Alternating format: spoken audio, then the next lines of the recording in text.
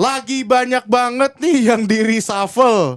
Mulai dari Fenerbahce, Besiktas, Leverkusen, Nottingham Forest, bahkan paling terbaru posisi goalkeeper Manchester United aja reshuffle.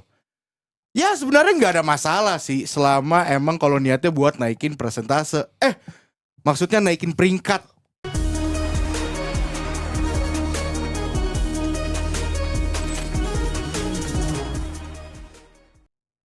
Siapa yang Waldo maksud ya? Tadi dia ngomong gitu maksudnya. Sarah Bila B400. Parah ini ada di TikTok lagi. Ada yang lapor lagi, Waldo. Coba bacain. Hah? Bacain. Apa nih, Dok? Singkat ya. Bentar Singkat ya. sama warga. Dok, Waldo mulu. waktu kemarin ke Party at the South ngapain si Sarah? Dia nangis-nangis nih. Sarah siapa? Bila anak BM400 underage, Dok. Parah nih orang. Masa ke Dakdo nanyain cewek kaos putih mulu. Jadi lu kalau bisa kita pada cabut kan lu suka stay di sini, lu bilang ngedit. Pak lu cabut.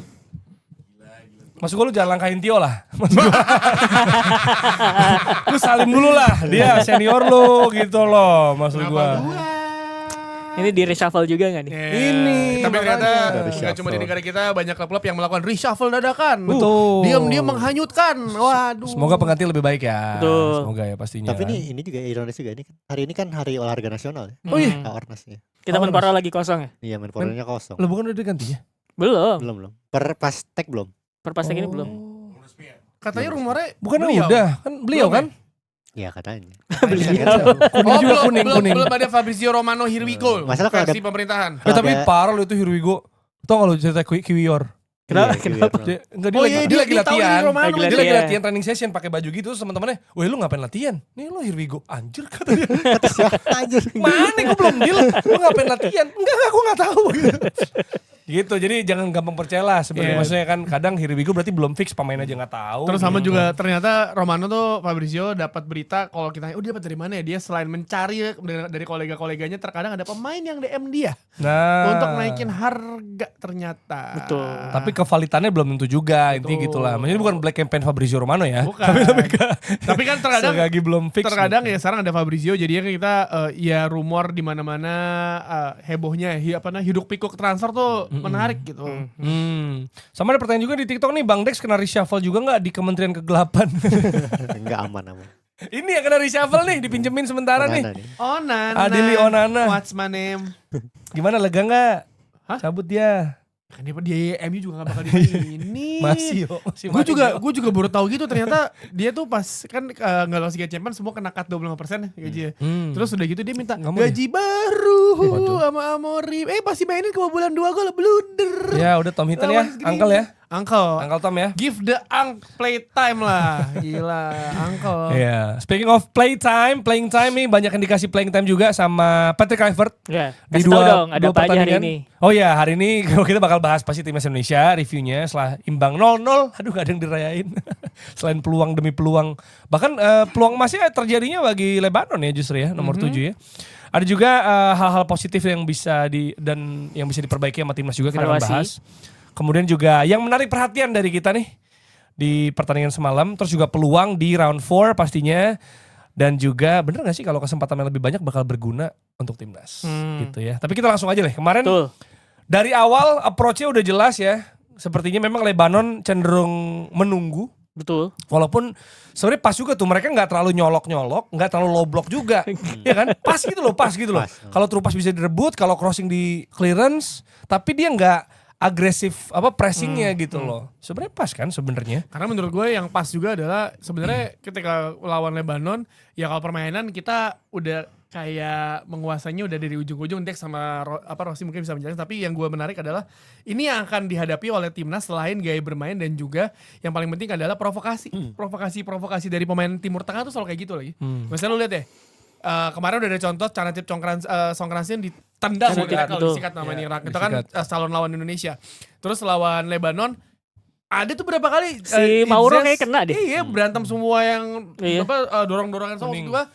Itu sebagai cerminan nanti di bulan Oktober nanti di Jeddah kemungkinan besar akan ada drama-drama seperti itu. Iya. Karena mereka tahu terkadang mungkin skill bisa dilewati, tapi menjaga supaya tidak emosi di lapangan itu yang sulit untuk dijaga. Tensi tinggi, lu butuh kemenangan, lagi ngejar-ngejar katakanlah ketinggalan, ngejar-ngejar gol, lu dipancing itu kan semua bisa terjadi. Jadi itu yang menurut gue salah satu poin yang bisa kita garis bawahi adalah lawan Lebanon itu adalah cerminan bagaimana kelakuan para pemain Timur Tengah nanti pas bulan Oktober nanti, selain gaya bermain ya. Yes, karena kalau mainnya kayak gitu ya cenderung pasif. Berarti kan yang diperlukan adalah antara progresif pass yang tepat sasaran atau emang dia bawa bola gitu. Bawa bola. Itu yang dilakukan beberapa kali oleh Kakak Ricky Kambuaya. Betul. Tapi 10 menit awal 3 kali dijatuhin dengan cara yang rada Bener. kasar sih menurut Bener. gua. Gitu, dan itu mungkin banget terjadi kan. Maksud gua Iya. bukan cuma Indonesia yang ngelihat Lebanon, dan Lebanon juga sekarang persiapan kualifikasi Piala Asia, nanti mau lawan Bhutan tuh sama kalau nggak salah playoff Piala Arab gitu lawan Sudan. Jadi sama-sama sebenarnya latih tanding lah kemarin. Betul. Cuma ini pasti dipantau juga sama Saudi dan Irak. Irak. Melihat begitu cara untuk meredam Indonesia yang 74% di babak pertama, 76% di babak kedua, tapi 0 shot on target. Gak emang 0 ya? Literally Shot on 0. target. Nol. Shot on Target target. 0. Di Serius. atas Nggak ada. gawang banyak. Oh iya, yang sana tuh shot nyamping. enggak, shotnya ada ya. Ada On targetnya enggak 0. ada. Lebanon 1 yang ditepis. Iya, itu pertama kali babak kedua tuh. Peluang cuma 2 tuh. Satu Jadi- lagi ada nomor 5 namanya Iya. Kader Kadur. asli. Gua nyebut berkali-kali kemarin pas live ya karena dia golin lawan Qatar cuy. Iya. Nomor iya, 5 iya. tuh. Itu ada peluang yang di tackle sama siapa tuh? Yang kayak tackle Nesta gitu. Itu dia sampai gini. Kader Kadur. Iya. Dia Bener, ini bener, kakaknya Sayur Mayur. lanjut. Enggak, lu dulu deh. Gue lihat sih. Kader Kadur lucu semua. Si Sebenarnya- Maman Abdurrahman diketawain juga kali ya maksudnya. Enggak Diulang. lah. Karena diulang sama si pemain Enggak. sana. Maman Abdurrahman mah ada bentuknya Maman Abdurrahman, bukan Maman Memen. Oh iya bener. Sumpah Kader Kadur nomor 5 lu cari aja. Udah lanjut lu. Dia ini lahir di Australia, lahir di Melbourne dia. Gue langsung tahu tuh. Keren juga tempat nikah. lu. Iya. Melbourne. Main Jadi- di Western. Jadi gue kalau lihat lawan Taiwan sama lawan Lebanon itu kesempatan buat Coach Kluivert buat ini sih eksperimen main 4 back. Kita kan kemarin kita 3 back terus kan. Ya. Dan ini udah dibocorin sama Coach Justin dulu sebenarnya. Dia kayak dapat bocoran emang. Menurut gue. Dia visioner. Enggak, kayak menurut gue dia dapat bocoran. Terus Virzi juga Tapi di bilang. Belanda ngomong Dibalut analisa ya. Terus Jadi Virzi gue juga yakin dia punya Virzi juga bilang. nomornya Virzi juga bilang. Coach Patrick langsung beda. tinggal gitu tanya langsung, aja. heeh. Terus Virzi juga bilang gitu. Dan emang menurut gue menarik untuk main dominan dengan 4 back daripada 3 back. Kalau mau main dominan dari belakang ya. Sama satu pemain juga yang kelihatan cocok sama Coach Patrick Kluivert tuh Ricky Kambuaya. Meskipun kemarin yang disorotin kan Klok juga disorotin kan. Klok itu pemain kayak gitu loh. Dia maksudnya box to box. Pemain Dia kayak tuh kayak kita box to box. Oh. Ya. Dia tuh box to box jati. Kalau di Persib itu di belakang ada di PSM dulu bukan di Persib. Ya PSM. Pulim. Rizky Dan- Pelu Oh, di Rizky belakang Pelu ya. Iya, yang Rizky lindungin dia. Dan di depan dia yang melengkapi dia ada Pulim kan. Iya. Nah, Sekarang di, Joy ya. Di Indonesia ada Joy Pelupesi yang ternyata bisa main nomor 10. Liano Renders juga main nomor 10 juga ternyata bisa. Lawan Chinese Taipei tapi. Lawan Akhirnya Taiwan. dia Kemarin menunjukkan disikat-sikat. tajinya ya, Kaliano. Tapi kemarin disikat-sikat tuh dia. Disikat-sikat. Ya sebenarnya lawan Taiwan sama lawan Lebanon disikat sih, terutama lawan Lebanon. Jadi yang gue lihat di sini adalah kesempatan buat eksperimen timnas Indonesia dan gue ngerasa eksperimennya sangat enak dilihat sih. Enak dilihat ya, bukan menjamin kemenangan ya. Kemenangan kan beda lagi. Iya. Sama satu hal yang gue disorotin juga adalah penyerang kita juga ternyata banyak pilihan lebih baik sih daripada Ole Romani. Bukan lebih baik. Banyak pilihan yang lebih banyak opsinya. opsi. Bukan kualitas mainnya ya. Lebih banyak opsi. Memang tipikalnya beda-beda soalnya. Terus gua kalau lihat profil pemain timnas sekarang itu tuh emang udah levelnya udah di atas sih. Kita kalau lihat nih, kita penonton netral nih, bukan orang Indonesia. Lihat timnas Lebanon, timnas Taiwan, timnas Indonesia, bahkan timnas Arab Saudi sama timnas Irak. Itu begitu lihat timnas Indonesia tuh ada yang main di Liga Belanda, kipernya main di Serie A. main di MLS gitu. Emang ini tuh, timnya tuh profilnya emang tinggi sih. Emang apa ya? Emang udah ditarget tinggi tuh wajar sih tim kayak Juara gini. Asia bisa. Juara Asia bisa. Juara Tapi Asia belum lah. Ya. Juara Asia Ini belum. menarik, Masih ada ada yang Jepang. ngomong di TikTok, ini mungkin bisa masuk ke pembahasan kita ya. 3 match timnas terakhir ada 2 game yang shot on target. Ini gimana? Apakah sistemnya atau memang bagaimana mereka Itu berarti lawan siapa tuh? berarti Ya sebelum lawan Jepang Oh, Jepang. oh iya. Jepang. Nggak bisa. yang kita Oh iya, tonton. lupa. Gue makan chicken karage masalah di stadion. Enak banget. Kan kita nonton. Dipikir apa ketawa-tawa. Pas sudah 1-0, 2-0, chicken karage aja lah. Bukan cuma nolnya ya. Aduh. On target juga Enggak, tapi tuh. menurut gue tadi yang pangkalnya itu bisa dilacak kayak gini. Jadi formasi 4 back itu cuma berlaku ketika lagi defense ya Lagi sebenarnya. defense. Gue ngeliatnya 4-4-2. Kalau offense Shape-nya tuh 4-4-2. Pas lagi kontrol bola itu yang gue lihat si Calvin Verdong tuh kan suka nusuk inverting ya. Yup. Ke sentral, terus kemudian jadi kayak dia bikin tengahnya tuh sama si Joey Pelupesi. Terus sementara di kiri dibiarin jadi tempatnya Dean James. Sementara di kanan itu agak lebih beda tuh. Ada si Jonathans sama Yakub Jakob Sayuri. Sayuri gitu. Itu jadi kiri kanan ini agak beda prakteknya Approach-nya, gitu, ya. approach-nya beda gitu. Jadi tapi yang paling menarik adalah dengan shape kayak begitu pas lagi nyerang itu beneran compact gitu. Jadi kalau lo lihat line defense-nya tuh lumayan tinggi loh. tinggi. Line defense-nya tinggi. Itu kenapa menjelaskan pertanyaan tadi Tio ketika Lebanon berusaha nyerang balik itu nggak kena gitu. Karena ya udah ketika mereka mau nyerang balik lini tengah udah ada yang nge-backup gitu. Jay Itzes sudah maju, Kevin Dix juga agak maju gitu kan. Karena dengan compactnya itu jadi Lebanon sendiri sulit buat ngembangin permainan gitu. Nah, di Indonesia sendiri gue lihat dia itu jadinya tengahnya tuh penuh. Lu bisa lihat compact gitu ya, Kevin Dix, terus kemudian Jay Itzes, terus depannya ada Joey Pelupesi, ditambah juga Calvin Verdong inverting gitu. Itu tengahnya compact. Tapi kelebaran juga kerjaga gitu. Di kiri ada Dean James, terus di kanan ada Jonathans yang lumayan cukup Agresif. dia berani lah megang bola terus kemudian dribble tuh dia Dribble, cukup ya. berani gitu. Tapi di sisi lain mungkin yang agak jadi perhatian tuh si Jonathans adalah ketika situasi transisi beberapa kali dia malah nahan bola. Nah, itu mungkin yang perlu dievaluasi gitu. Tapi secara keseluruhan dia lumayan berani pegang bola lah.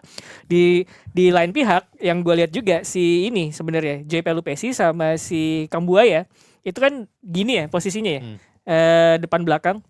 Jadi kalau misalkan pemain timnas udah ada yang ngebuka ruang, jalur operan itu diarahin ke mereka. Jadi mereka ini yang nerima bola dari antar lini. Between the lines-nya tuh pertama Joey Pelupesi, yang kedua Ricky Kambuaya gitu. Itu bikin opsi timnas itu nggak cuman ke sayap.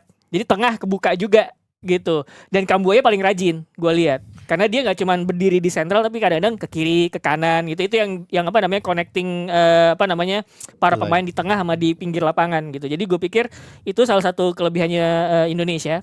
Cuman kalau kenapa kemudian jadi tidak bisa untuk mencetak shot on target, persoalannya menurut gue lebih kayak kita kurang mengeksploitasi half space ya. Oh, space-nya benar. Jadi ada beberapa kali itu terutama babak kedua gue ngeliat ada 3 orang ngumpul di sisi kanan gitu ya. Kalau menghadapi tim yang main low block biasanya kan kita berusaha nge-stretch pakai kelebaran. Ini udah di stretch, kelebaran udah dapat tapi kan terus kemudian lawannya ngumpul di tengah.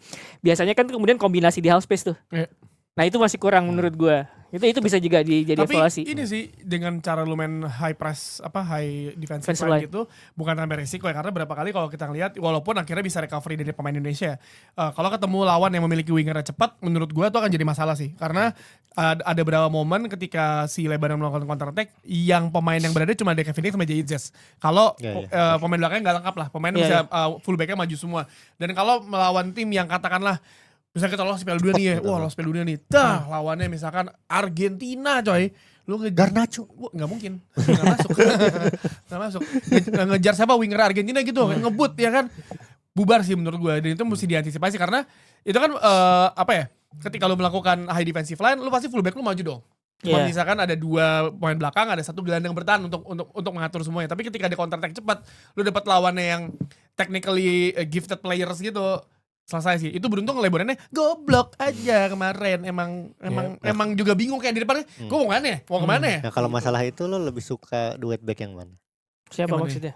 Masalah ya ketinggalan nih si fullbacknya ketinggalan tinggal nyisain 2 back. Nah, itu Menurut gue itu opsional aja sih. Jadi sebenarnya Siapa aja yang di belakang sih? Iya.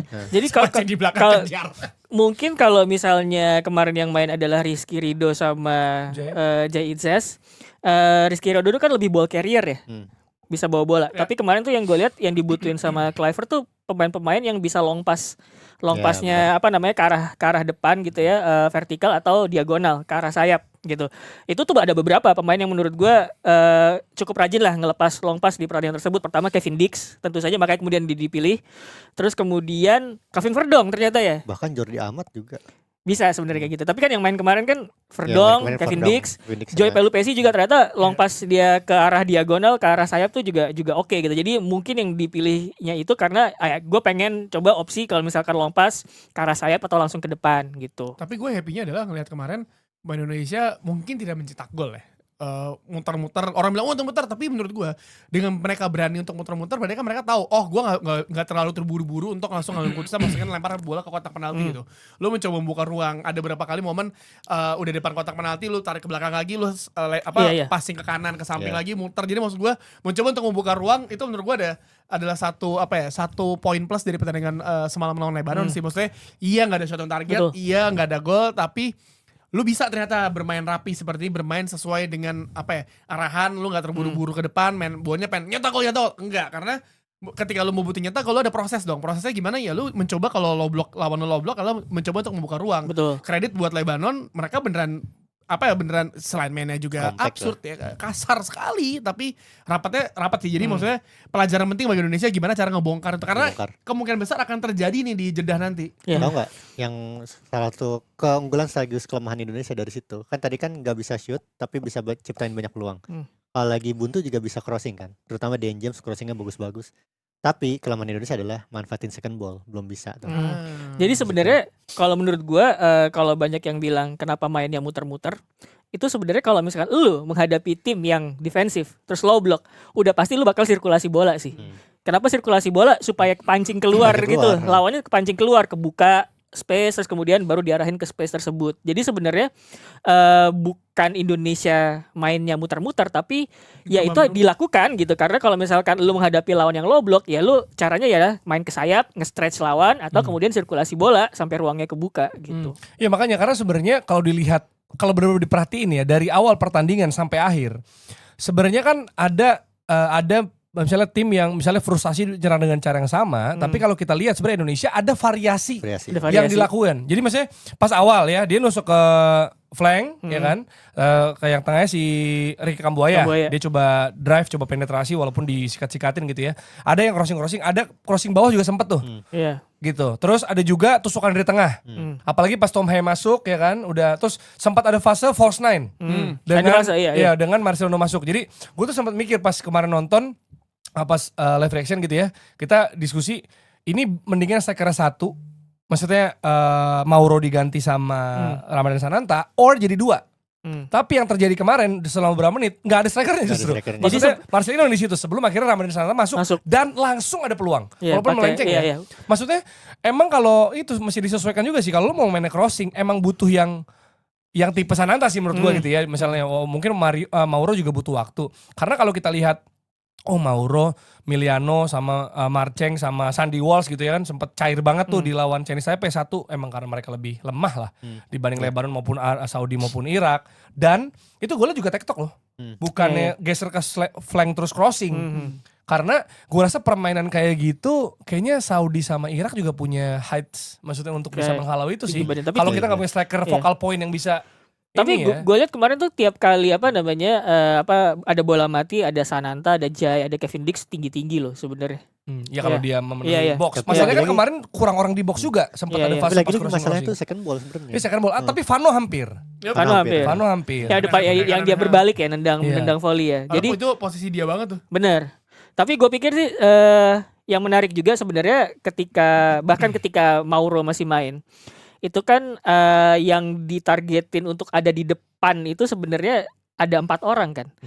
Dean James di sebelah kiri, terus kemudian Vano tuh posisinya agak masuk tuh ke dalam kotak penalti tuh. Terus kemudian ada Mauro, kanan ada Jonathan, 4 gitu sebenarnya. Tapi satu tipikal pemain di tengah si Mauro itu ya jadi titik vokal.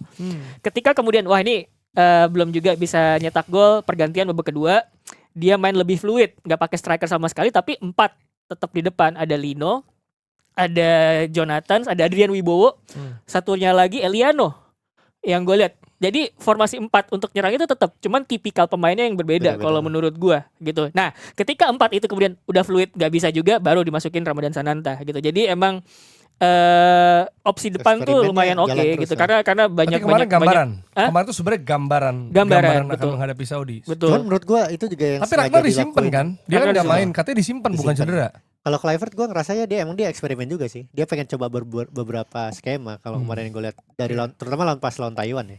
Kalau lawan Lebanon emang dia opsinya tuh kayak pengen ini aja, kayak pengen membongkar aja. Kalau Taiwan paling kerasa tuh udah unggul tetap ngepres. Karena ya emang gue pengen alternatif permainan ngepres tuh gimana sih? Pengen ngeliat dong kayak gimana. Nah, dijalanin deh. Persoalannya kalau dari 2 pertandingan ini lawan Taiwan sama Lebanon ada satu hal yang belum dihadapin sama Indonesia. Agresivitas secara fisik oke ya, tapi agresivitas secara pressing Ya, yang itu belum dihadapin. Dari lawannya. Iya, jadi oke lah Lebanon itu agresivitas secara fisik, tapi agresivitas secara pressing enggak. Kayak Jepang gitu ya. Iya, kalau menghadapi lawan yang agresivitas secara pressingnya oke dan rapi ya, kan pressing itu kan nggak boleh Iya. disjointed ya, nggak boleh satu pressing terus kemudian di belakang diem aja. Jadi bareng-bareng gitu ngepresnya. Indonesia itu bakal nyaman nggak?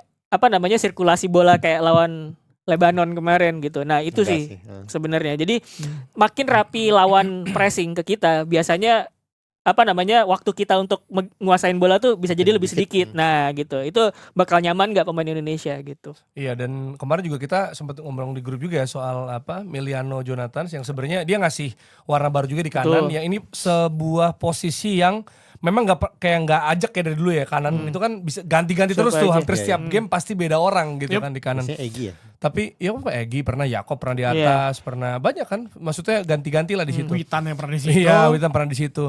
Situasinya kemarin ada banyak goreng-goreng juga ya. Iya. Terutama soal timing dan decision making, terutama di final third gitu untuk mengirimkan Wajar, crossing sama enggak. wajar abis viral dia.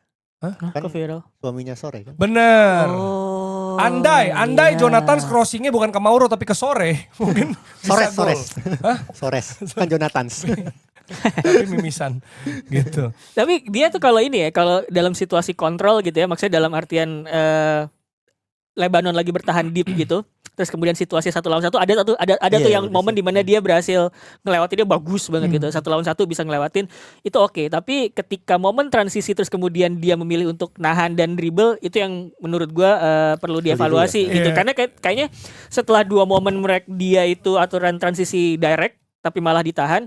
Ada beberapa kali kemudian dia memperbaiki ketika bola nyampe depan langsung di crossing sama dia gitu. Jadi lebih cepat. Ya walaupun crossingnya juga gak menemui sasaran ya, kena Iya. pemain Iya, tapi ya itu Lebanon. ya. Ya, maksud gue ada beberapa momen kayak pas kita nonton kayak passing, ya digoreng lagi. Goreng lagi. Passing, ditarik lagi ke belakang gitu aja sih. Tapi ini menariknya sebenarnya kita tunggu juga tepat sebulan lagi ya, alias 8 sekarang tanggal 9 ya. 9 sama 12. 8 sama 11 kan 9 sama 12. game-nya. Game Oh ya? 9 dini hari, Iya. 8 malam ya. 9-12 Ya waktu 9 sini. dan 12 dini hari, ya berarti tepat sebulan lagi kan.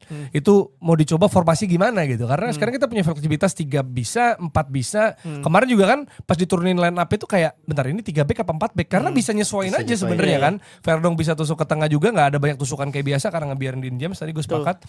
Dan kita masih punya opsi-opsi lagi, terutama di kanan yang menurut gue opsi banyak banget sih. Ya ada Dix bisa situ, Yakob Sayuri bisa turun ke situ, ada Sandy Walsh, masih ada Egy. Hah? Egy biasanya dia. Egy masih bisa Asnawi juga bisa ada tuh. banyak. Yance juga bisa kanan kiri, bisa switch bahkan sama kembarannya itu Iya. kan. Beckham bisa menggantikan Marcelino kalau dia tidak perform gitu kan sebenarnya. Jadi ada sebenarnya ini good problem ya. Kayak kita Iya, punya good banyak problem. opsi sebenarnya kan. Banyak opsi dan banyak tipikal pemain sebenarnya. Tengah juga bingung loh sebenarnya untuk bisa ada di situ, maksudnya Kolok bisa, Iya, Nathan Nathan bagus. mainnya wah Oh ini iya, di dia Taiwan- Nathan di Taiwan yang kita bisa tahu kemarin. nih, Nathan, gitu. Nathan itu kebantu beneran Doi kelihatan bisa. ketika lo main week in week out ya. Setiap minggu lo fisik lo berubah gitu. Lo Iya, iya, cara iya. lo bermain Bener. beda sama ketika waktu Nathan yang di Swansea kan Swansea, cadangan-cadangan iya. mulu. Dia sekarang Nathan setiap minggu tuh hampir main terus Main. loh. Dan kelihatan fisiknya berubah, determinasinya berubah, dan itu pentingnya makanya bermain secara reguler di klubnya. Dan gue tuh selalu ngeliat Nathan itu kalau misalkan ketika dia main di U23 tuh, terakhir kali kita nonton, dia tuh selalu bisa menemukan pocket of space. Iya benar. Ketika dia disuruh agak maju tuh menemukan pocket of space itu gampang, terus jadi connecting teman-temannya gitu. Nah pas lagi lawan Taiwan ini main tuh dia. Long pass bisa dikerjakan juga. Jadi gue ngeliat bukan cuman formasi sama shape, tapi gimana kemampuan atribut Taktis. pemain itu juga dimaksimalin di 2 pertandingan terakhir gitu. Makanya tadi kayak gue pikir kenapa Kevin Dix, Verdong, terus kemudian Pelupesi ngumpul di tengah semua itu. Ya itu karena mereka ternyata kemampuan long passnya oke nih gitu ya, itu buat ngirim bola ke depan atau ke diagonal ke sayap. Sedangkan kemarin Justin Hubner sama siapa? Nathan ya. Itu katanya kurang fit. Ya, Katanya lagi sakit. Kalau Ragnar emang disimpan. Karena itu Ragnar juga bisa memberikan tekanan lebih besar juga di kiri ya. Karena kalau dia biasanya main. dia nusuk ya. Nusuk. Nusuk dia jatuhnya. Iya maksudnya untuk membongkar pertahanan kayak gitu kan sebenarnya perlu banget betul, gitu kan. perlu banget. Jadi pertanyaannya banyak nih. Mau main back berapa, terus siapa yang mengisi posisi apa gitu sebenarnya. Termasuk striker juga sebenarnya. Striker Tapi kayaknya tetap akan Mauro ya karena Ole nggak ada. Masih dibanding Ramadan Sananta untuk starting. Sebenarnya kan Mauro tuh lebih dekat ke Ramadan Sananta ketimbang ke Ole. Iya. Gitu tipikalnya. Ole itu kan lebih fluid jatuhnya gitu. Tapi jadi perubahan kemarin tuh ketika Mauro nggak ada baru tuh main fluid 4 di depan. Ketika Ramadan Sananta baru ada focal point lagi gitu. Tapi gue suka positioning Sananta. Iya gue juga suka. Itu ada yang kalau masuk lebih cepat. Nggak, tapi Sananta itu permasalahannya adalah positioning bagus, tapi terkadang Finishing. decision sama finishingnya belum. Tapi harusnya sih setelah main di Liga Malaysia kan dia dia main di Liga Malaysia di PMM. Lalu maksudnya menambah skillnya, kemampuannya, pengalamannya. Harusnya decision makernya getting. Karena pas dia masuk angin segar aja gitu. Di depan ada dia. Ya kalau mainnya kayak gitu sih butuh Sananta sih menurut gue. Iya, apalagi banyak crossing mungkin ya. bisa lebih cepat ya. Iya. Kemarin kan 80-an masuk ke dia. Betul. Mungkin bisa 70-an. Tapi masih namanya uji coba friendly masih pengen dicoba lagi kali. Gue jadi inget jokesnya Gilvy aja. Kenapa? Dia bilang nih 2 orang Ramadan Sananta. Itu dia bukan gue tapi. Ya lu yang ngajarin. Pasti lu yang ngajarin. Mungkin terpengaruh tapi itu pas dia keluar ini jenius gue bilang gitu.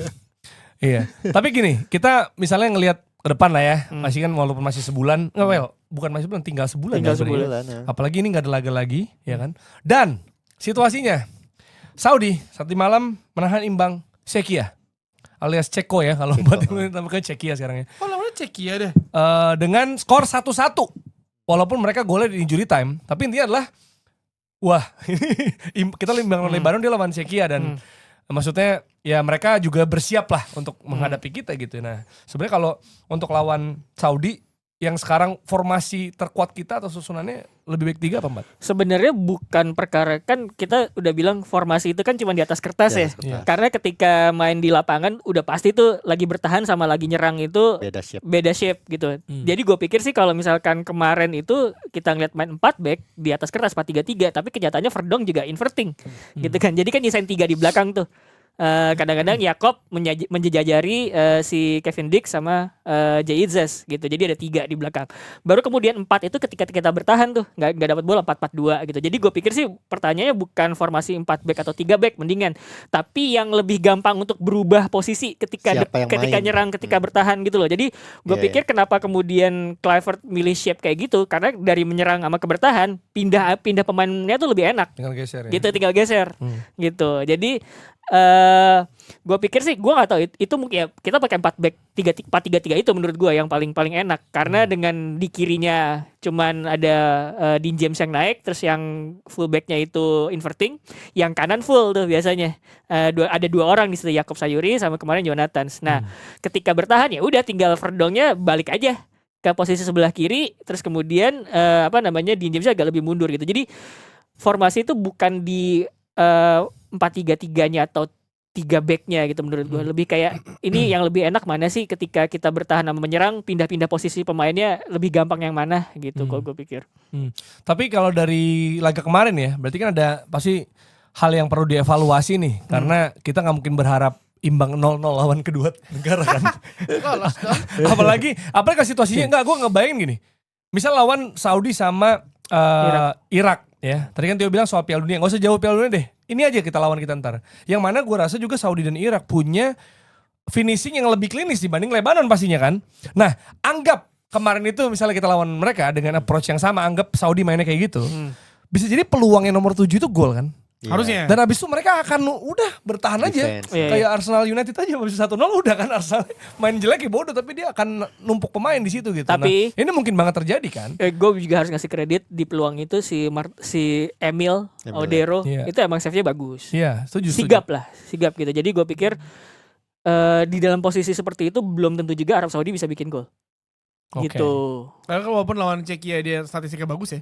Iya, tapi maksud gue adalah kalau ada kesempatan seperti itu lawan Saudi atau Irak, misal mereka unggul duluan, nah kita akan dihadapkan pada problem yang mirip-mirip kayak kemarin menurut Iya. gua. Iya. Maksudnya berarti kan harus ada yang dievaluasi. Gimana caranya? Kita udah unggul possession bahkan 76%, tapi nggak bisa dapat clear chance lah bisa dibilang ya. Itu gimana? Kita masih gimana gitu kan, susunan pemain banyak, opsi pemain atau mungkin cara mainnya Iya. atau gimana menurut kalian? Kalau buat gue sih possession 76% itu kan akan jadi steril Sia-sia. kalau misalkan kita nggak bisa penetrasi ke dalam kotak penalti ya. Jadi kalau misalkan kita cuman oper kiri kanan doang tapi nggak ada umpan vertikal yang nyampe gitu ya atau masuk ke dalam kotak penalti, itu 76% yang sia-sia. Tapi konteksnya timnas malam itu 76% yang controlling gitu, yang mengontrol pertandingan karena memang mengurung pertahanannya Lebanon gitu. Sorry harus gue potong. Soal ngontrol, ini kita juga suka bahas kan. Betul. Ada mendominasi yang mengontrol beda. Nah apakah emang kita bener ngontrol atau justru Lebanon kasih kita Enggak. mendominasi Enggak. kontrol? Enggak. Menurut Oke. gua Lebanon mau tidak mau ya harus main defense gitu karena beberapa kali juga serangan Indonesia itu nyampe depan final third berbahaya, cuman Nyampe. ketika end produknya itu yang kemudian nggak nyampe. Nggak nyampe ya. Nggak Jadi nyampe. gimana solusinya? Ya So, Ini kita solusinya belum bisa masih golin. gini, solusi gini kan ketika lu udah menguasai golin ya? kontrol bola sesimpel gini deh, misalnya gak usah ngejelimet. Sesimpel lu udah kontrol bola, udah bisa nih kontrol bola, lu bisa mencoba Checklist membuka ya? orang, checklist udah. Gimana caranya lu berani melepaskan tembakan? Kan gini, kalau misalkan lu mentok gak bisa masuk ke kotak penalti, tembak Dari dari luar luar. dong. Iya. Tapi masalahnya siapa yang memiliki presisi tendangan yang kencang? Tom Haye Tom sudah Haye bisa. menunjukkannya. Lawan Filipina. Apa namanya? Kemarin Vano nyobain sebenarnya tuh. Iya, tapi tetap ke padahal atas. itu posisinya Vano ya, Iya. khasnya dia. Tapi memang belum. Tapi maksud gue gini, Oh, nih. selain mencoba membuka ruang, tapi lu juga harus para pemain Indonesia harus berpikir bahwa Berani nembak. nyari timing kapan gue harus nembak, kapan gue harus nge-hold. Gue udah happy ngeliat para pemain Indonesia udah bisa nahan untuk nggak ngebuang peluang sia-sia gitu.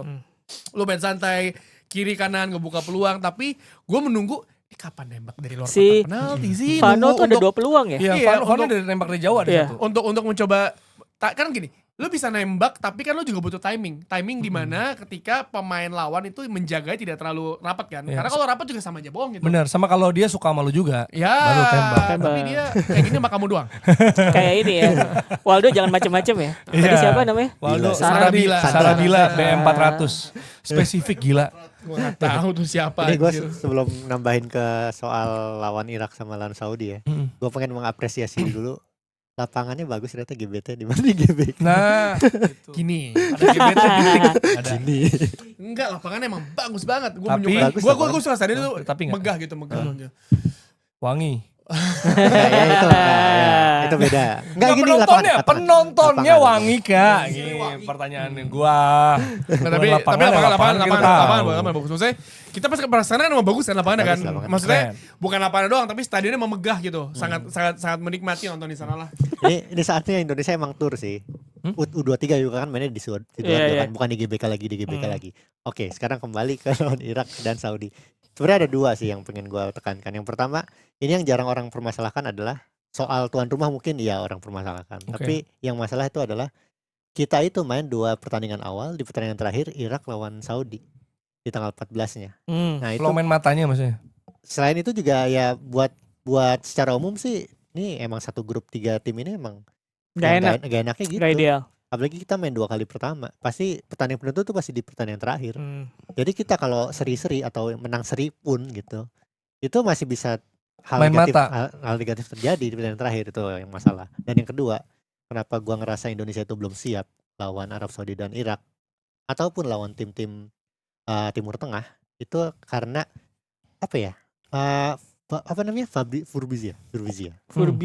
Furbizia kita tuh secara Dark taktik, arts. secara taktik, arts. secara materi pemain, pelatih lebih terkenal, terus juga medsos segala macam kita tuh unggul. Tapi di masalah permainan dark arts ini kita belum unggul dalam 2 hal, itu menerapkan dark arts dan juga menghadapi dark arts. Nah, coba lu jelasin ke penonton kita, mungkin yang banyak yang gak tahu tuh Dark Arts maksudnya apaan tuh. Kayak Main jadi culas gitu. Furbizia itu adalah bahasa Italia. Di mana Italia itu kalau mainnya agak sedikit kotor itu dianggap biasa gitu. Nah, itu Furbizia itu gitu, main kotor Ya, sebenarnya. sebenarnya kemarin Main tercermin di- Libanon mainnya kayak gitu sih. Pas gue perjuangan antar SMP SMA, banyak kan main Furbizia. Banyak, iya. Masa timnasnya gak berat? Timnasnya nggak Narik bisa. baju gitu. Iya, gitu-gitu. Tapi Ah. kemarin itu yang dilakuin juga sih. Sama Lebanon juga. Maksud gua itu yang terjadi ketika kita bisa bilang dikasarin lah atau ya tadi yang Marcelino angkat kaki dihajar di bawah, Ricky Cambuaya udah dijepit-jepit Gravenberch di lawan Newcastle itu, gitu-gitulah ya, Merah dua kaki parah pokoknya gitu. Nah, ketika kita digituin langsung beda tuh. Jadi Benar, si tensi kita mentalitasnya beda. dari time menguasai dan crossing itu jadi turun dulu, temponya pasti gitu terus. Itu yang Jadi gua tempo mati lagi. Iya, terus. matiin Emang tempo, harusnya matiin tempo. ya lu butuh Belajar di Vietnam dia kayaknya. ya Vietnam juga harusnya bagus. butuh ini Kartu pemain bagus. yang siapa nendang ke gawang ke bench Thailand. Oh ini Lesaluhu. Abdullah Saluhu. Berani kayak Oh, iya. gitu, coy. Enggak gitu. Nah, ya masalah di squad sekarang tuh nggak ada ya. Iya, iya. Itu yang semua orang baik gitu. itu Ada- yang ada beneran miss. gua. Nathan Bisa bisa agak- lah. agak- Oh, agak Hubner nakal. bisa Hubner, nginjak orang sih. Hubner, sebenarnya Hubner, tapi memang cara-cara gitu emang dibutuhkan. Maksudnya nggak semua nggak di profesional juga ya. Lo kalau main kayak misalkan turnamen antar sekolah Main atau apa pedal tuh juga ada. ada kan gitu-gitunya. Main pedal pun ada sebenarnya. Ada, tapi lebih ceng-cengin aja. Nah, Ceng-ceng. dari kita tuh nggak ada. Itu Betul. beneran jadi masalah loh. Kalau Terlalu baik, khusus kita terlalu lawan baik. Irak dan Arab Saudi ya. Mungkin Kamu beda cerita terlalu kalau baik buat aku.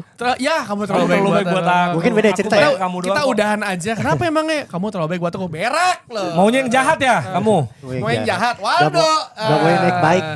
Gak mau yang naik baik. Tapi itu akan gak kita masalahin kalau kita ngomong misalkan lawan Jepang, lawan Korea gitu. Ini khusus ya gue bilang emang lawan tim-tim. Nah, tapi Timur Tengah emang kalau nggak salah siapa yang dulu karena Alfred Riedel atau Ivan Kalf yang bilang bahwa dia tuh malas kalau ketemu lawan tim-tim Timur Iya, Tengah. karena Masalahnya mainnya- bukan teknik, wah kita udah di atas segalanya mungkin ya, tapi secara Physical. physical dan sama juga main intrik-intrik, kasar. trash talk Intrik, gitu, lu yang belum bisa. Maksudnya gini, ya gue nggak tahu mungkin dia pas ketika Arab Saudi main lawan Indonesia, main Indonesia amin kali kayak film Baja Bajuri gitu kali ya. Nah. Gitu. Kan bahasa Arab gitu kan, tapi maksud gue gini, lu ketika lawan Lebanon kemarin, lu ada satu situasi, ya lu protes boleh. Ada tuh gue wah nih gelut nih. Tapi gue pengen lihat, ini nih ada yang disikat-sikatnya nih. Tapi maksud gue gini kan, ketika lawan Irak sama Saudi Arabia, ini adalah last chance lu untuk lolos ke Piala Dunia secara langsung nih. Ya lu kalau misalkan katakanlah amin buat pertandingan kita menang gitu. Terus lawan Irak itu kesulitan nih. Irak mainnya sikat kiri sikat kanan gitu. Ya pas udah Sikat pertandingan miring. terakhir ya kan, sikat miring. Nah ini lawan nih. Sikat miring. Yang penting udah gol. Misalnya kayak ya Dakasu keluarin. Menurut gua ya aci nggak aci sih, tapi ya gimana kan lu butuh juga nih kayak Gue gitu. tuh pernah diajarin sama Pak Ade gue, julak gue. Kalau lo tuh jadi orang harus baik. Tapi kalau misalkan lo menghadapi tipu, lo lawannya pakai muslihat. Nah, hidup korban jangan dia melawan. Iya. Kalau kita Dia jadi bilang korban, ini kayak ada gitu. saran dari Agung Tias ya di TikTok, bajunya nggak usah dicuci biar bisa main kotor. Tapi mic-nya Dex nggak kedengeran tuh katanya suaranya nggak masuk. ini nih mati nih. Oh baterainya. Oh iya iya. Oh di Gimana TikTok. nih? Kalau Di di TikTok. ini aman ya. Jadi nonton di YouTube ya guys. Teman-teman tapi, itu. Tapi ya udah maksudnya cara jujur dulu gitu kan di pertandingan sepak bola. Nah, Tapi iya. biasanya kalau jujur suka di ini sih. iya kan kayak gitu ya. Hati-hati.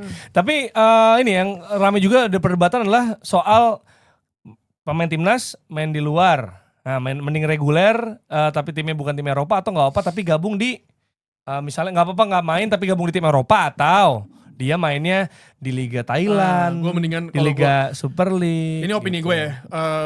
Sebenarnya ya main di Eropa mungkin levelnya beda ya. Tapi kalau untuk udah main reguler, menurut gue lu bisa Ngaruh main ya, setiap match minggu tuh fitness ya. ngaruh banget. Nathan Choaon beda banget. Terus lu lihat kayak misalkan Shane kan main Beckham. lumayan Ya, reguler. Beckham, Shane, Ricky, ya. Sandy Walsh mungkin pindah ke Thailand biar bisa main reguler.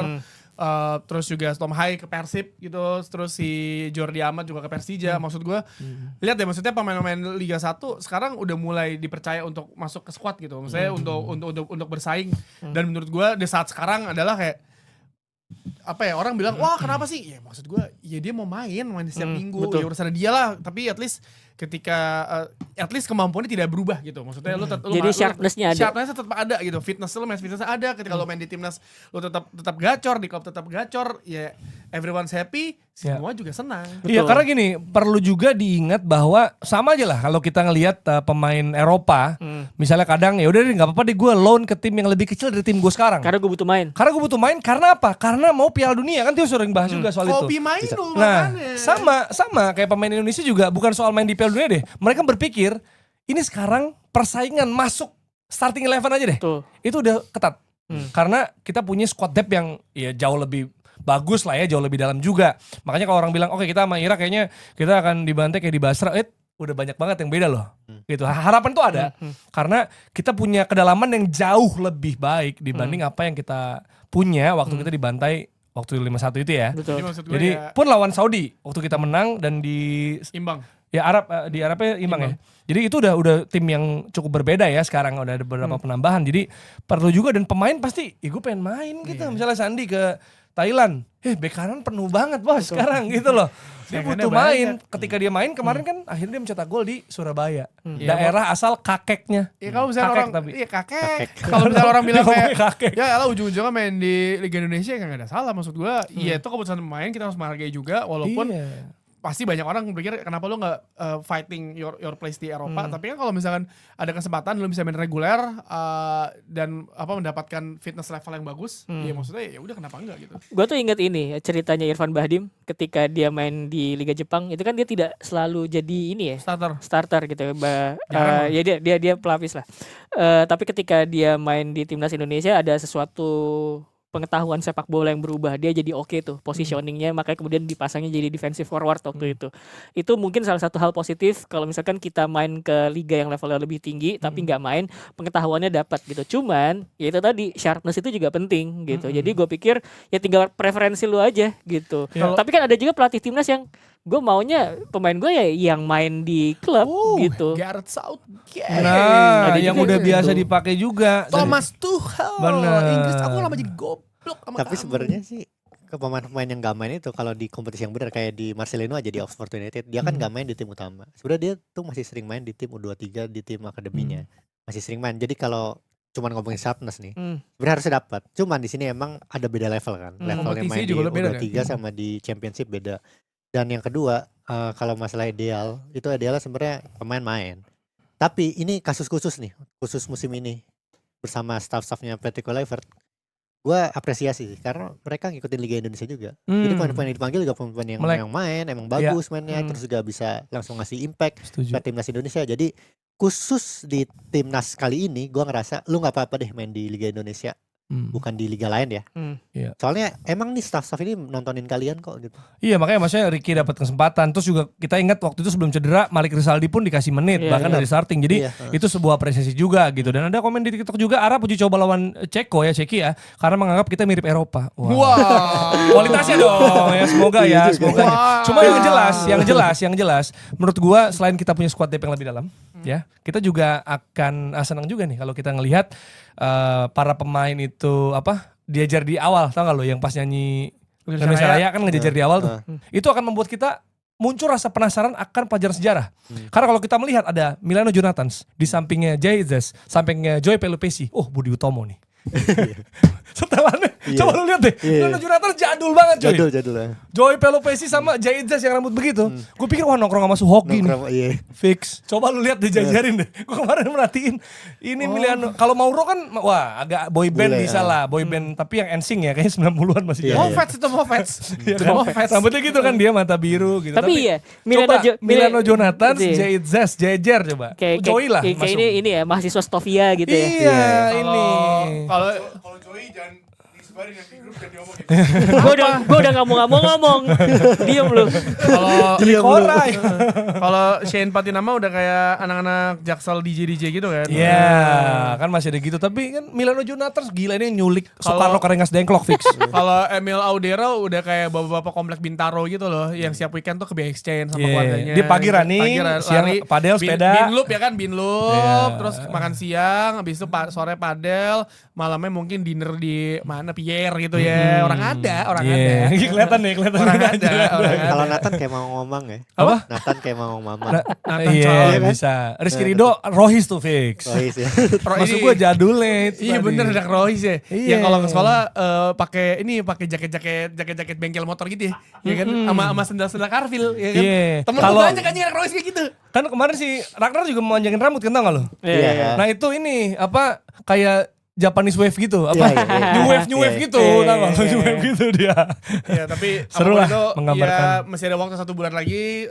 Staff tim nasional Indonesia PSSI juga akan bekerja keras. Tim analisisnya juga kemarin gue baru baca, kalau nggak salah tim analisis itu salah satu lulusan dari Jerman kalau nggak salah deh. Ya kan ada yang kemarin tuh yang si ruang taktik si apa? Siapa sih yang anak yang bisa sering bikin konten taktik? Siapa namanya? Raihan. Bukan Raihan. Bukan ruang taktik, satu lagi. Aduh lupa. Tommy Deski. Tommy Deski. Tommy Deski ketemu dia kalau nggak salah deh. Dia bilang salah satu tim analisis Indonesia itu adalah ya dia belajar di UEFA tim analisis gitu. Iya, itu ya sisanya kayaknya kalau international break nggak terlalu gimana ya. Hoylund golin.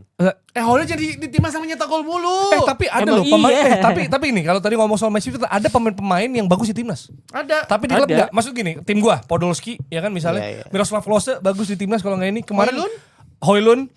di Itali Raspadori Lindelof. di Napoli nggak terlalu ini cuma bagus. Jadi Merino sebenarnya ada hat-trick. aja loh pemain Lindelof bagus di timnas waktu doang. di MU pas di Swedia Iya, bagus Lindelof banget. Merino hat-trick loh. Ya Inggris goblok nggak pemain. Iya kan? Walaupun Inggris gak ada pemain Inggris, nggak ada pemain MU, pemain Liverpool. Declan Rice golin juga tuh. Inggris Andorra. Andorra. Itu tapi gue ngeliatnya kalau Merino hat-trick ya itu karena ada Pedri gitu kebantu. Jadi kalau kagak ada kreatif berat gitu ya. Ya tapi Eropa semalam gue siaran Kroasia 4-0 terlalu berat, tetapi satu poin buat Kroasia adalah pemain udah tua-tua semua anjir. Iya kayaknya Iya, masanya iya. habis Tua nih ya, semua, kayaknya. siapa sih Masanya lo, Mario bahkan Pasalic, Livakovic terus juga. juga Ivan Perisic, Luka Vida, Modric Vida. 40 tahun, Masih ada dia. Masih. Kramaric, Andre Kramaric, Habis sih fix. apa namanya, kipernya tuh si Livakovic. Walaupun mereka selalu perempat final semifinal minimal ya Kroasia. Tapi maksud Gila gue loh. mau sampai kapan lu bertahan seperti itu? Karena gini, 2006 kalau terakhir ngomongin ya. tim nasional Eropa, Ya 2006 harusnya terakhir. lu telat untuk regenerasi, nasib lu akan seperti Italia dan Belanda. Italia itu kan sebelum mereka juara Euro itu kan mereka telat regenerasi kan. 18 nggak lolos ya? 18 Dua-dua nggak lolos. Dua-dua nah gini. Lolos juara Euro 2020. Wah, juara. Qatar kagak lolos, Bang. Iya, 18 juga nggak lolos kalau nggak salah. Heeh, Qatar nggak lolos. Belanda deh. Belanda Iya, kan nggak dengan begitu banyak talentanya setelah gua nggak tahu ya Koran FIFA bro, setelah angkatan finalis Piala Dunia 2014, Mark van Bommel, John Heitinga, 2010 Joy Heitinga, terus juga dan kawan-kawan itu. Miguel de Jong. Siapa yang bisa Robben. menjadi sekarang nih misalnya kayak bukannya Gakpo. Gaku jago di klub. De Jong. Tapi gue gini, ketika Memphis ngeliat golin Memphis Depay nih. Masih jadi penyerang utama. Ya tapi Jangan cadangan ada Weghorst. Tuh, Memphis Depay juga di timnas bagus kan? Tapi di klubnya kan kurang. ya kan gitu. kan Ada aja berarti. MU kagak gocek pas Piala Dunia 2014. Iya makanya maksud gua ada aja yang di Weghorst. timnas Ya, emang- bagus. Maksud gue ya kualifikasi Piala Dunia kan Piala Dunia tahun depan. Ini Euro berarti ngebut nih. Ada tim-tim yang udah pasti. Jerman tuh kalah loh. Kalah Ya, Jerman. kalah lawan Tapi free kick Slovakia golnya ya. tuh Wirs, gila ya. Tapi abis itu mereka menang lawan Northern Ireland. Ya Nah, lawan ya gampang. Jerman itu kemarin ada masalah, ada Nagelsmann pelatih kan ya? Nagelsmann sih? Ya Jerman. Nagelsmann kan? Iya. Iya, dia bilang pokoknya ada permasalahan adalah ini kok something wrong nih kayak Jerman abis juara Piala Dunia 2014. Lo ada yang hilang nih di sini pemain-mainnya. Ya, gue nggak tahu tapi ya maksud gue lu mesti cepet nyari regenerasi sih. Timnas tuh cepet loh maksudnya.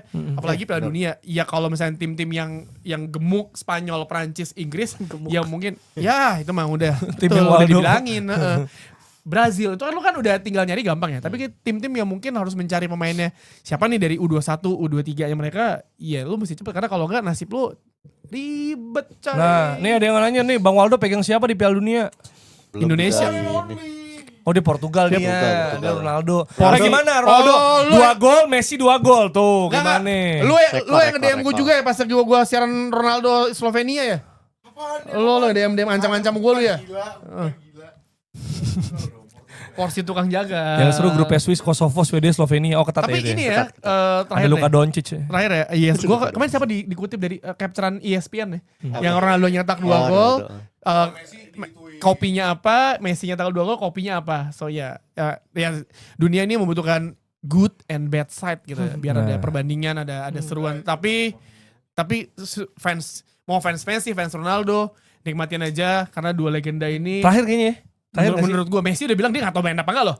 Messi Tapi dia udah bilang. sering gitu sih. Gue udah trust issue Iya, kok Messi. trust issue. Pensiun Itu gak juga. jadi. Tapi Dia mah. kalau Bang Dodo bisa main tahun depan ini Bang Iya. Dodo. Tapi dia kayak terakhir di Argentina katanya kan. Terakhir main di home Argentina. Di home. Nah, maksud gua nikmatin Habis itu aja. away semua soalnya. Kita nggak tahu lagi. Ini hampir 2 dekade berarti persaingan mereka ini kan. 2 dekade pemain, 2 orang pemain ini bersaing di klub, di negara sampai akhirnya ini udah ending-endingnya ya siapapun itu mereka tetap good sih legend. God sih. Tapi gue jadi Messi God. juara kemarin pensiun gue. Timnas udah beneran Iya sih, pensiun ya. dah. Berkeren. Ini Ya aduh, udahlah. masa nggak juara lagi? Lihat CR1000. Nggak pensiun dari timnas. Dari Pensiun dari timnas. timnas. Lihat CR1000 gol dulu. Sekarang berapa? 9 berapa? Sekarang sisa 40-an kan? 948. Ya nggak bisa lah, nggak dapet lah 50-an. Bisa sih Kalau kalau lawan Andorra gitu 8 ya. tahun lawan. lagi bisa sih menurut gua. 8 apa Ronaldo 8 tahun lagi butuh 50 gol. Ya butuh 3 tahun paling lama. Ya 4 tahun bisa sih. 3 tahun Bisa. paling lama. Soalnya UEFA itu sistemnya kan kualifikasinya kan pasti ketemu tim-tim kecil kan. Pasti. Liechtenstein ketemu. gitu ya. Pasti ketemu. Dari sistem pot. Ya, hebat, Gibraltar hebat. Bahkan loh. UEFA Nations League itu yang paling susah tuh itu. Ya selevel semua. Iya. Tapi kalau kualifikasinya pasti ketemu tim kecil. Ya, kalau yang Nations League malah lebih lucu lagi. Mm-mm. Inggris degradasi ke bawah kan waktu itu. Iya, makanya coba lu itu Portugal kan lu. Suruh lawan Lebanon dia backnya 7 di kotak penalti. Gak bisa Ronaldo. Coba bongkar Lebanon ya kan.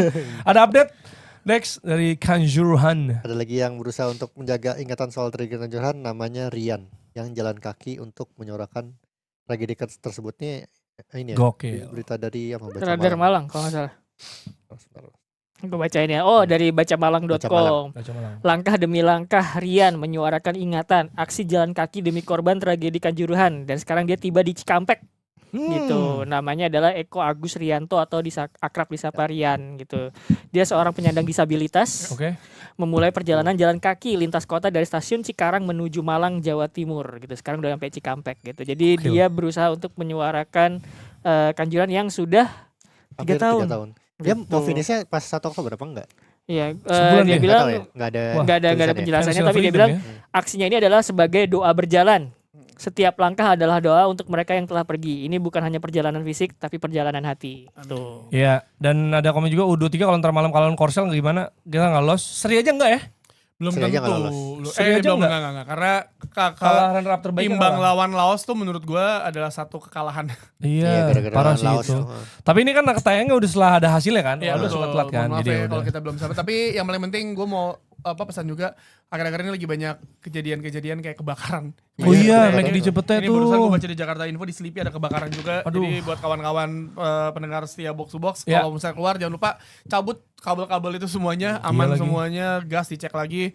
Karena musibah kita kan yang tahu juga sih. Gitu. Benar. Karena ya yang di Cepete lumayan gede banget loh, gede Ya. banget. Ini barusan Dekat Sleepy lagi ada dari nih. kita ya, agak tegang Ini ya. Sleepy ada juga. Terus Kemang kemarin listrik yang istri lu ngepost ya, Iya, betul. meledak gitu. Jadi stay safe guys. Stay safe ya. Nanti kalau bola-bolaan yang Eropa kita akan bahas hari Kamis ya. Yo. Karena kita udah Ada- damai tanpa FPL nih, ternyata ada lagi. ada Waldo umpan akan tarik kasih juga. saran. Hah? Ada umpan tarik juga dari Kamis. Ada. Umpan tarik juga ada. Nanti akan dibahas juga tentang hasil-hasil di sana ya. Derby Manchester. Termasuk Nuno Espirito Santo yang dipecat sebelum lawan Arsenal. Iya, kita akan bahas ya, semoga. Dan juga ada Derby Manchester. Jangan lupa loh Derby Manchester loh. Siap-siap Anda, ketenangan hidup Anda akan terganggu lagi, Pak Tio. Hey bro, Manchester is red bro. Hai, Ahmad Diallo tiba-tiba ya, kita akan lihat lagi ya. Ahmad Syah Roni. Masya Allah. Roni.